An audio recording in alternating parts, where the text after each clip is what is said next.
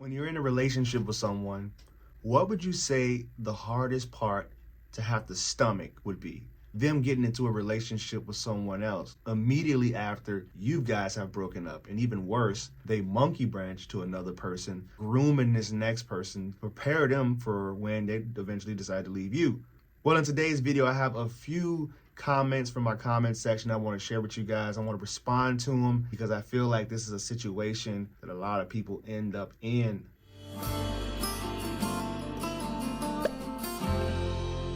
Thank you for sticking around. If this is your first time viewing me, do me a favor and subscribe to the channel. And also today, as of 3/8/2023, we're going to be starting the group coaching for people who are going through heartache, people who are trying to learn some tools about healing their attachment, and just form this community. So that link will be down below where you can join us tonight. It's going to be starting 7 p.m. Central. The group will be ran every week, every Wednesday at the same time. If you're someone overseas and this time doesn't work for you, I can find another time to get another private group going. So what would you say that the worst thing would be, the worst case scenario when you're going through a breakup and you've been with someone, let's say for a really long time, and they end up, breaking up with you or saying that they're just not happy, they want to find themselves, they feel smothered, they need some space, and you give them that breakup, and then the next thing you know, they're in a whole nother relationship within a couple weeks or a couple days even sometimes after you guys broke up. How do you deal with that? How do you tolerate that scenario? Well, this is something that a lot of people deal with, and I have a few questions here that I want to answer because, like the title of the video says, they're in love with this person, but usually it's a limerence. Usually in the beginning, it's a limerence that they're feeling. It's not real love, and you can argue in the comments all day long, but I've been through a few things, and this isn't my first rodeo. And I've seen so many relationships form and fall apart just as fast as they got together. This happened to me a couple years ago. He actually left me for the girl he got engaged to and never told me. I found out through Facebook. Heartbreaking. Guess what happened? They broke up, never got married, and never take someone back who would do that to you. I'll also include that video in the link below. And the next question or comment someone put on here was, my ex did get married. 2 months prior to getting married, he had called me and asked me out to IHOP. He also would call me for emotional support. We talk on the phone for almost an hour. So if you are someone that are going through it and you want to try to reattract this person, I promise you it's a bad idea to remain friends and to allow them to wean themselves off of you and be that emotional support system for them. It's just not going to work out in your favor, because what's happening is you have this nice little security blanket, this nice little bright light on for them to find their way back home. But the only way you can really make them feel the breakup is if you actually turn that light off and they don't have anywhere to come back to. I was married to him 25 years. We separated in July, but from July to October, we still remained seeing each other all throughout. We lived apart in October. I seen him with his now wife. He never mentioned he was seeing her to me. I always was at his house and never knew clearly he was playing me. So I want you guys to tell me what you guys thinking about this message here, because clearly something's not right about the guy that she was married to. Whenever I'm doing my coaching sessions, I'm like trying to put all the ideas, the possibilities up on the board. Like, all right, possible narcissist, no. Avoidant, no. Bipolar, no. I don't know.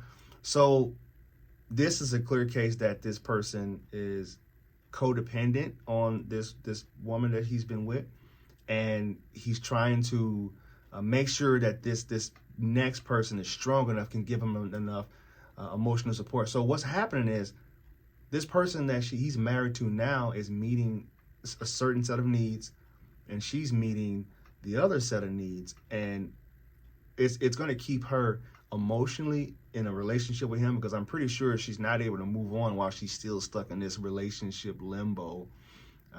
I call it, I joke and I say, man, he's just relationship loitering right now. He's just kind of hanging around. Like, are you buying? Are you going to commit? Are you getting out of that relationship or what?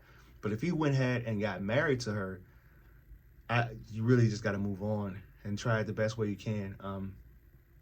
They use this method on people who are more narcissistic, called the gray rock method. Look that up. Go gray rock on them, become boring. Don't turn that light on. Like, what's the old hotel slogan? It said, we'll leave the light on for you. Nah, shut that light off. Shoot that out with a BB gun. Don't leave that open for him, because he's going to continue to do it. My ex married the woman he cheated on me with, and now he's saying he made a mistake and wants me back.